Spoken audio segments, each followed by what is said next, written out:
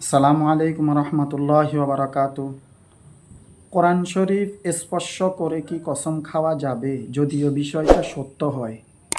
ভাই ও দোস্ত বুজুর্গ, কোরআন শরীফ স্পর্শ করে মিথ্যা কথা বলা বা কসম খাওয়া এটা সম্পূর্ণ নাজায়েজ। কালামে হাকিমের মধ্যে আল্লাহ সুবহানাহু ওয়া তাআলা বলেন, ইয়া আইয়ুহাল্লাযীনা আমানুত্তাকুল্লাহা ওয়া কুলু কাওলান সাদীদা। এই আয়াতের মধ্যে আল্লাহ সুবহানাহু ওয়া তাআলা বলেন, ইয়া আইয়ুহাল্লাযীনা আমানুত্তাকুল্লাহ, হে ঈমানওয়ালারা, হে ঈমানদারগণ, খুব মহব্বত করে খুব ভালোবেসে বলতেছেন, ইত্তাকুল্লাহ, আমাকে ভয় করো। ওয়া কুলু কাওলান সাদীদা, যখন কথা বলবে সঠিক সত্য কথাগুলা বলো। ইসলিহ লাকুম আমালাকুম, তোমাদের আমলগুলো আমি কি করে দেব?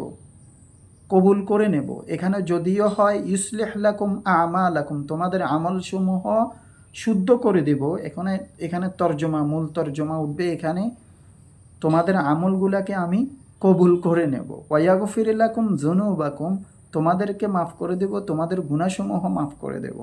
তো ভাই দোস্ত বুজুর্গ, কোরআন শরীফ স্পর্শ করে কসম খাওয়া বিপদ থেকে বাঁচানোর জন্য। কিছু মানুষ এরকম কথা বলে না যে আমি আল্লাহর কসম করে বলতেছি বা কোরআন শরীফ স্পর্শ করে বলতেছি যে আমি এই কাজ করি নাই। ভাই দোস্ত বুজুর্গ, কোনো ব্যক্তি যদি এটা করেও ফেলে তার সমাধান কি? তার সমাধান হলো, আল্লাহ পাক রব্বুল আলামিনের বান্দা তিনি যে কাজটা করেন, আল্লাহ পাক রব্বুল আলামিন ক্ষমা করতে ভালোবাসেন। আল্লাহ পাক রব্বুল আলামিনের দয়া অনেক বেশি, আল্লাহ পাক রব্বুল আলামিনের মায়া অনেক বেশি। আল্লাহ সুবহানাহু ওয়া তাআলা বান্দাকে অনেক বেশি মহব্বত করেন, বান্দাকে অনেক বেশি ভালোবাসেন। এই জন্য ওই ব্যক্তির কাজ হলো, ওই ব্যক্তি তওবা করবে।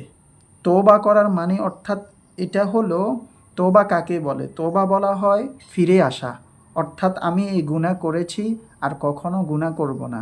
আপনি যদি তওবা করেন, আল্লাহ সুবহানাহু ওয়া তাআলার কাছে ক্ষমা চান, আল্লাহ পাক রব্বুল আলামিন আপনাকে মাফ করে দেবে। এই জন্য ভাই দোস্ত বুজুর্গ, খবরদার, কখনো কোরআন শরীফ স্পর্শ করা, মসজিদ স্পর্শ করে কসম খাওয়া এটা সম্পূর্ণ নাজায়েজ, এটা হারাম। এই হারাম কাজ থেকে বিরত থাকার জন্য চেষ্টা করি। ওই যে ব্যক্তি কোরআন শরীফ স্পর্শ করে কসম খাইবে, সেই তওবা করে ফিরে আসতে হবে, আর কখনো যেন এই কাজ না করে। তার জন্য 20,000 টাকা, 50,000 টাকা, 1,000 টাকা মসজিদে দান করতেই হবে এরকম বাধ্যতামূলক নয়।